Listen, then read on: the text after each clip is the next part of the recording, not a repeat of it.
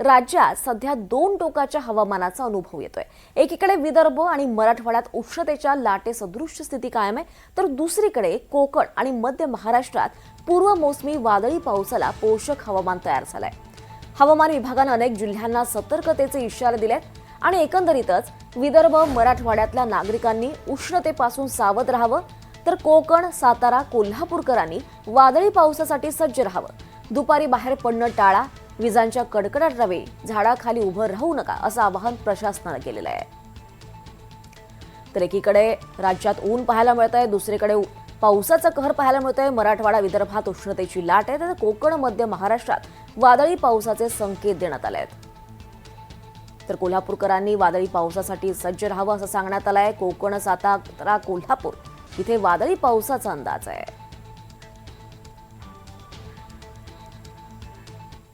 आणि आता गावाकडच्या महत्त्वाच्या बातम्यांचा वेगवान आढावा घेऊयात।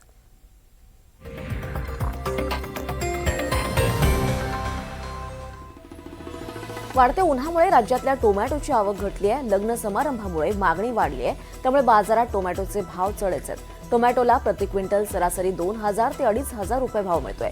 येत्या काही आठवड्यात हे दर आणखी वाढण्याची शक्यता आहे।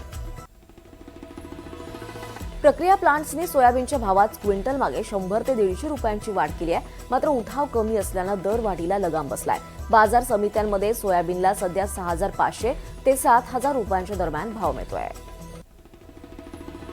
देशातल्या बाजारात कापसाचे भाव 8,600 ते 9,000 रुपयांवर आहेत। सध्या सीसीआय कडून मोठ्या प्रमाणावर विक्री सुरू आहे। बाजारातली ही दरवाढ पुढील काही दिवस टिकून राहण्याचा अंदाज आहे।